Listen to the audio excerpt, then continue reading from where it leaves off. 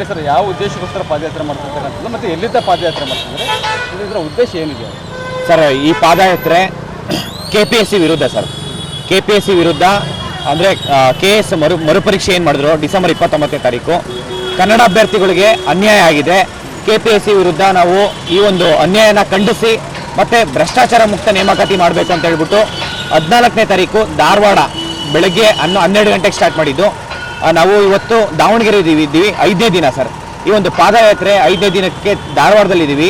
ಇದೇ ಹುಬ್ಳಿ ಆದಮೇಲೆ ನಾವು ಶಿಗ್ಗಾಂವ್ ಆದಮೇಲೆ ಹಾವೇರಿ, ರಾಣಿಬೆನ್ನೂರು, ಇವತ್ತು ಹುಬ್ಳಿಯಲ್ಲಿದ್ದೀವಿ. ನಾಳೆ ದಾವಣಗೆರೆಯಲ್ಲಿದ್ದೀವಿ ಇವತ್ತು. ನಾಳೆ ಚಿತ್ರದುರ್ಗ, ಹಂಗೆ ನಾವು ಬೆಂಗಳೂರಿಗೆ ರೀಚ್ ಆಗ್ತೀವಿ ಪಾದಯಾತ್ರೆ ಇದು ನಡ್ಕೊಂಡ ಪಾದಯಾತ್ರೆ ಮೂಲಕ. ಈ ಒಂದು ಉದ್ದೇಶ ಏನಪ್ಪ ಅಂತಂದರೆ ಕರ್ನಾಟಕದಲ್ಲಿ ಪ್ರತಿ ಒಂದು ರೆಕ್ರೂಟ್ಮೆಂಟಲ್ಲೂ ಭ್ರಷ್ಟಾಚಾರ ಆಗ್ತಾಯಿದೆ ಸರ್. ಒಂದು AC ಪೋಸ್ಟಿಗೆ 2 ಕೋಟಿ ಕೊಡಬೇಕು, ಒಂದು ತಹಸೀಲ್ದಾರ್ಗೆ ಒಂದು DYSP ಆಗಬೇಕಂದ್ರೆ 1 ಕೋಟಿ ಕೊಡಬೇಕು, ಒಂದು PSI ಆಗಬೇಕಂದ್ರೆ 50 ಲಕ್ಷ ಕೊಡಬೇಕು, ಒಂದು FD ಆಗಬೇಕಂದ್ರೆ 30 ಲಕ್ಷ ಕೊಡಬೇಕು, ಒಂದು ST ಆಗಬೇಕಂದ್ರೆ 10 ಲಕ್ಷ ಕೊಡಬೇಕು, ಒಂದು PDO ಆಗಬೇಕಂದ್ರೆ 30 ಲಕ್ಷ ಕೊಡಬೇಕಾಗುತ್ತೆ, ಒಂದು CTA ಆಗಬೇಕಂತಂದರೆ ಒಂದು 30 ಲಕ್ಷ ಕೊಡಬೇಕಾಗುತ್ತೆ. ಈ ಥರ 50-30 ದುಡ್ಡಿದ್ದವ್ರಿಗೆ ಅಷ್ಟೇ ಇದು ಜಾಬ್ ಸಿಗ್ತಾ ಇದೆ. ಇವತ್ತಿನ ದಿನ ಲಕ್ಷಾಂತರ ವಿದ್ಯಾರ್ಥಿಗಳು ಕಷ್ಟಪಟ್ಟು ಓದ್ತಾ ಇದ್ದಾರೆ, ಅವರಿಗೆ ಜಾಬ್ ಸಿಗ್ತಾ ಇಲ್ಲ ಸರ್. ಈ ಕೂಡಲೇ ಈ ಒಂದು ಸರ್ಕಾರ ಭ್ರಷ್ಟಾಚಾರ ಮುಕ್ತ ನೇಮಕಾತಿ ಮಾಡಬೇಕು ಮತ್ತು ಅದ್ರ ಜೊತೆಲಿ KS ಮರುಪರೀಕ್ಷೆ ಮಾಡಲೇಬೇಕು ಸರ್. ಕನ್ನಡ ಅಭ್ಯರ್ಥಿಗಳಿಗೆ ಸೆಷನ್ ಒಳಗಡೆ ಸಿದ್ದರಾಮಯ್ಯ ಸರ್ ಕನ್ನಡ ಅಭ್ಯರ್ಥಿಗಳ ಪರವಾಗಿ ನಿಂತ್ಕೊಂಡು ನಾನು ನ್ಯಾಯ ಕೊಡ್ತೀನಿ ಅಂತ ಹೇಳಿದ್ರು. ಮೊದಲನೇ ಬಾರಿ ಆಗಸ್ಟ್ 27ನೇ ತಾರೀಕು 59 ಕ್ವಶನ್ಸ್ ಮಿಸ್ಟೇಕ್ ಆಗಿತ್ತು. ಸೆಪ್ಟೆಂಬರ್ 2ನೇ ತಾರೀಕು ಕರ್ನಾಟಕ ರಕ್ಷಣಾ ವೇದಿಕೆ ಮತ್ತು ಅಖಿಲ ಕರ್ನಾಟಕ ರಾಜ್ಯ ವಿದ್ಯಾರ್ಥಿ ಸಂಘಟನೆ 2 ಒಟ್ಟಾಗಿ ಒಂದು ಪ್ರತಿಭಟನೆ ಮಾಡಿದ್ದಕ್ಕೆ ಸರ್ಕಾರ ಮರುಪರೀಕ್ಷೆ ಮಾಡ್ತು. ಅದಾದಮೇಲೆ ಮರುಪರೀಕ್ಷೆ ಅನೌನ್ಸ್ ಮಾಡ್ತಾರೆ ಮಾನ್ಯ ಮುಖ್ಯಮಂತ್ರಿ ಸಿದ್ದರಾಮಯ್ಯ ಸರ್. ಡಿಸೆಂಬರ್ 29ನೇ ತಾರೀಕು ಮರುಪರೀಕ್ಷೆ ಮಾಡ್ತಾರೆ. ಮೊದಲನೇ ಬಾರಿ ಏನು ತಪ್ಪಾಗಿದೆ ಅದಕ್ಕಿಂತ ಸಾಕಷ್ಟು ಹೆಚ್ಚಾಗಿ ಜಾಸ್ತಿ ತಪ್ಪಾಗಿದೆ. ಸುಮಾರು 79 ಕ್ವಶನ್ ಅಂತ ಮೇಜರ್ ಮೈನರ್ 79 ಕ್ವಶನ್ ಮಿಸ್ಟೇಕ್ ಆಗಿದೆ. ಇಲ್ಲಿವರೆಗೂ ಯಾವುದೇ ರೀತಿ ನ್ಯಾಯ ಕೊಡಿಸಿಲ್ಲ ಕನ್ನಡ ಅಭ್ಯರ್ಥಿಗಳಿಗೆ. ನಾವು ಇದನ್ನು ಖಂಡಿಸಿ ಫ್ರೀಡಮ್ ಪಾರ್ಕಲ್ಲಿ ಸುಮಾರು ಇದು ಒಂದು 4-5 ಹೋರಾಟ ಮಾಡಿದ್ದೀವಿ.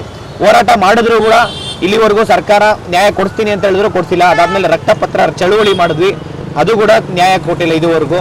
ಮತ್ತು ಇನ್ನು ಕೋರ್ಟಲ್ಲಿದೆ ಅಂತ ಕೋರ್ಟ್ ಮೊರೆ ಇದು ಏನು ಕರ್ನಾಟಕ ಅಡ್ಮಿನಿಸ್ಟ್ರೇಟಿವ್ ಟ್ರಿಬ್ಯುನಲ್ಲಿ ಸರ್ಕಾರ ಹೇಳಿತು, ಅದೇನಾದರೂ ಕೇಸ್ ಏನಾಗುತ್ತಾ ನೋಡಿಕೊಂಡು ನಾವು ನಿರ್ಧಾರ ಮಾಡ್ತೀವಿ, ಒಂದು ಸಭೆ ಕರೆದು ಅಪೋಸಿಷನ್ ಲೀಡರ್ನೆಲ್ಲ ನಿರ್ಧಾರ ತೊಗೊತೀವಿ, KPSC ಅವ್ರನ್ನ ಕರೆದ್ಬಿಟ್ಟು ಒಂದು ನಿರ್ಧಾರ ತೊಗೊತೀವಿ, ನ್ಯಾಯ ಕೊಡಿಸ್ತೀವಿ ಅಂತ ಹೇಳಿದ್ರು.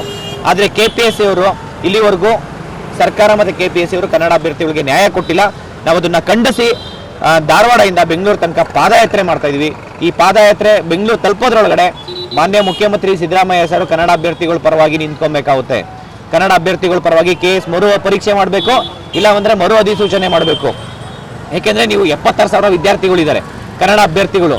ಇವತ್ತು ಎಷ್ಟೋ ಜನ ನೀವು ಕನ್ನಡ ಮತ್ತು ಏನಕ್ಕೆ ಆಡಳಿತ ಭಾಷೆ ಯಾವುದಿದೆ, ಕನ್ನಡ ಭಾಷೆ ಇದೆ. KPSC ಅವರು ತಪ್ಪು ಮಾಡಿರೋದು ಇವತ್ತು KPSC ತಪ್ಪು ಮಾಡಿರೋದನ್ನ ಇವತ್ತು KPSC ತಪ್ಪು ಮಾಡಿರೋದು ವಿದ್ಯಾರ್ಥಿಗಳಿಗೆ ಶಿಕ್ಷೆ ಆಗ್ತಾ ಇದೆ. ವಿದ್ಯಾರ್ಥಿಗಳು ತಪ್ಪು ಮಾಡಿದರೆ ನೀವು ಸುಮ್ಮನೆ ಇರ್ತಿದ್ರಾ? ತಪ್ಪು ಮಾಡಿರೋದು KPSC ಅವರು ಸರ್. ಅವ್ರದ್ದು ಹ್ಯಾಂಡ್ ಬುಕ್ ಇದೆ, KPSC ಹ್ಯಾಂಡ್ ಬುಕ್ ಅಂತ. ಅದರಲ್ಲಿ ಏನು ಫೇರ್ ಆ್ಯಂಡ್ ಟ್ರಾನ್ಸ್ಪರೆನ್ಸಿ ಮೇಂಟೈನ್ ಮಾಡ್ತೀನಿ ಅಂತ ಹೇಳ್ತಿದ್ದಾರೆ. ಪ್ರೊಸೀಜರ್ ತಪ್ಪಾಗಿದೆ. ಇವತ್ತು ಪ್ರೊಸೀಜರೇ ತಪ್ಪಾಗಿದೆ ಅಂತಂದಮೇಲೆ ಅವರು ಟ್ರಾನ್ಸ್ಪರೆಂಟ್ ಎಕ್ಸಾಮ್ಸ್ ಕಂಡಕ್ಟ್ ಮಾಡಿಲ್ಲ ಅಂದರೆ, ಒಂದು ಕ್ವಶನ್ ಪೇಪರೇ ಕರೆಕ್ಟ್ ತೆಗಿಲ್ಲ ಅಂದರೆ ವಿದ್ಯಾರ್ಥಿಗಳು ಯಾವ ರೀತಿ ಪಾಸ್ ಆಗ್ತಾರೆ ಸರ್? ಈಗ ವಿದ್ಯಾರ್ಥಿಗೆ ಪ್ರಶ್ನೆ ಅರ್ಥ ಆಗಿದ್ರೆ ತಾನೇ ಪ್ರತಿ ಈ ಕಾಂಪಿಟೇಟಿವ್ ಎಕ್ಸಾಮ್ಸಲ್ಲಿ ಪ್ರತಿ ಒಂದು ಕ್ವಶನ್ನು ಇಂಪಾರ್ಟೆಂಟ್ ಇರುತ್ತೆ. ಒಂದು ಕ್ವಶನ್ ಸರ್ 0.1 ಮಾರ್ಕ್ಸ್ ಕೂಡ ಇಂಪಾರ್ಟೆಂಟ್ ಇರುತ್ತೆ. ಅದರಲ್ಲಿ ಇವರು 79 ಕ್ವಶನ್ಸ್ ಮಿಸ್ಟೇಕ್ಸ್ ಮಾಡಿ ಇವರು ಕನ್ನಡದಲ್ಲಿ ಮಿಸ್ಟೇಕ್ ಮಾಡಿರೋದು. ಇವರು ಅದೇ ಇಂಗ್ಲೀಷಲ್ಲಿ ತಪ್ಪು ಮಾಡಿದರೆ ಇಷ್ಟು ಹೋರಾಟ ಆಗ್ತಿರಲಿಲ್ಲ ಸರ್. ನೀವು ಕನ್ನಡ ಇಂಪಾರ್ಟೆಂಟ್, ಆಡಳಿತ ಭಾಷೆ ಅಂದರೆ ಕನ್ನಡ. ಮಾನ್ಯ ಮುಖ್ಯಮಂತ್ರಿ ಸಿದ್ದರಾಮಯ್ಯ ಸರ್ಗೆ ನಾವು ಮನವಿ ಮಾಡ್ಕೊಂಡೇನಪ್ಪ ಅಂದರೆ ಈ ಕೂಡಲೇ ಕನ್ನಡ ಅಭ್ಯರ್ಥಿಗಳಿಗೆ ನ್ಯಾಯ ಕೊಡಿಸ್ಬೇಕು. ಇದ್ರ ಜೊತೆ ಕರ್ನಾಟಕದಲ್ಲಿ ಪ್ರತಿಯೊಂದು ರೆಕ್ರೂಟ್ಮೆಂಟಲ್ಲೂ ಭ್ರಷ್ಟಾಚಾರ ಆಗ್ತಾಯಿದೆ.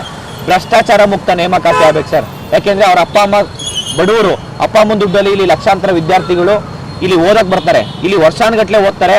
ಆದರೆ ಇಲ್ಲಿ ಜಾಬ್ ತೊಗೊಳೋದು ಯಾರಪ್ಪ ಅಂತಂದರೆ ದುಡ್ಡಿರೋರು. ಈ ಕೊನೆಗೆ ಯಾರಪ್ಪ ಅಂದರೆ ಇದು ಸೋಷಿಯಲ್ ಅಂದರೆ ಈ ಸಮಾಜ ಉದ್ಧಾರ ಆಗಬೇಕಂತಂದರೆ ಸರ್ಕಾರಿ ಹುದ್ದೆಯಲ್ಲಿರೋ ವ್ಯಕ್ತಿಗಳು ಪ್ರಾಮಾಣಿಕವಾಗಿರಬೇಕು.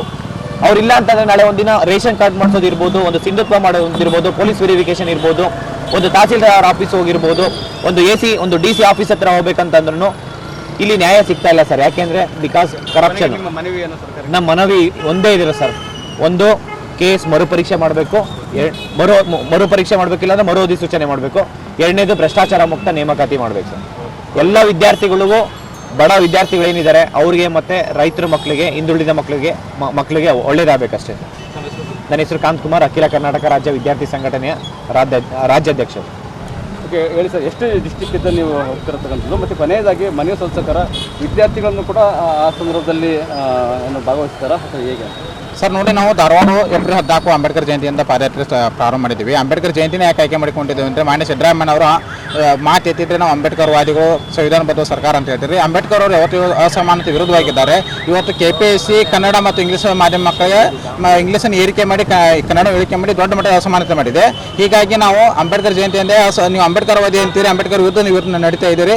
KPSC ಹಗಲು ಕಲ್ಲರನ್ನು ರಕ್ಷಿಸೋಕೆ ಕನ್ನಡ ಕೊಲೆ ಮಾಡ್ತಾ ಇದ್ದೀರಿ ಮಾನ್ಯ ಸಿದ್ದರಾಮಯ್ಯವರೇ. ಕನ್ನಡ ಕಾವಲುಗಾರ ಅಂತೀರಿ, ಕನ್ನಡ ಕೊಲೆಗಾರ ಜೊತೆ ಕೈ ಜೋಡಿಸಿದೆ ಅಂತ ನ್ಯಾಯ ಸಿದ್ದರಾಮಯ್ಯನವರೇ. ಮಾನ್ಯ ಸಿದ್ದರಾಮಯ್ಯವರು ಪಾದಯಾತ್ರೆ ಮೂಲಕ ಬೆಂಗಳೂರಿಗೆ ಬರ್ತೀವಿ, ಅಷ್ಟೊಳಗೆ ನ್ಯಾಯ ಕೊಡಿ. ಕನ್ನಡ ಕಾವಲುಗಾರ ಸಿದ್ಧರಾದಂಥ ಕನ್ನಡ ಸಿದ್ಧ, ಕನ್ನಡ ಕಾವಲು ಬದ್ಧ ಅಂತ ನಿಮ್ಮದೇ ಆದಂಥ ಮುನ್ನಡೆದಿದೆ. ಮಾನ್ಯ ಸಿದ್ದರಾಮಯ್ಯವರ ಕೈ ಮುಗಿದು ಕೇಳ್ತೀವಿ, ಕನ್ನಡ ಕಾಯಲು ನೀವು ಸದಾ ಬದ್ಧರಾಗಬೇಕು, ಕನ್ನಡ ಮಕ್ಕಳಿಗೆ ನ್ಯಾಯ ಕೊಡಬೇಕು. ಇಲ್ಲದಿದ್ದರೆ ರಾಜ್ಯಾದ್ಯಂತ ಲಕ್ಷಾಂತರ ವಿದ್ಯಾರ್ಥಿಗಳು ತುಮಕೂರಿಗೆ ಸೇರಿಸಿ ತುಮಕೂರಿಂದ ದೊಡ್ಡ ಮಟ್ಟದಲ್ಲಿ ಪಾದಯಾತ್ರೆ ಮಾಡ್ತೀವಿ. ಆಮೇಲೆ ಸರ್ಕಾರ ಯಾವ ಲೆವೆಲ್ ಇದನ್ನಾಗುತ್ತೆ ಧೂಳಿಪಟ್ಟಾಗಿ ಹೋಗುತ್ತೆ ವಿದ್ಯಾರ್ಥಿಗಳ ಮುಂದೆ. ಆ ರೀತಿ ಹೋಗುವಂತ ಮಾಡಬೇಡಿ. ಪ್ರತಿಯೊಬ್ಬರು ಜನರಿಗೆ ಹೇಳ್ತಾರೆ, ಬಡ ಮಕ್ಕಳಿಗೆ ನ್ಯಾಯ ಕೊಡಿ, ಬಿಸಿಲು ಯಾಕೆ ನಡೆಸ್ತಾ ಇದ್ದಾರೆ ನಮ್ಮ ಸಿದ್ದರಾಮಯ್ಯ ಅವರು ಅಂತ ಕೇಳ್ತಾ ಇದ್ದಾರೆ.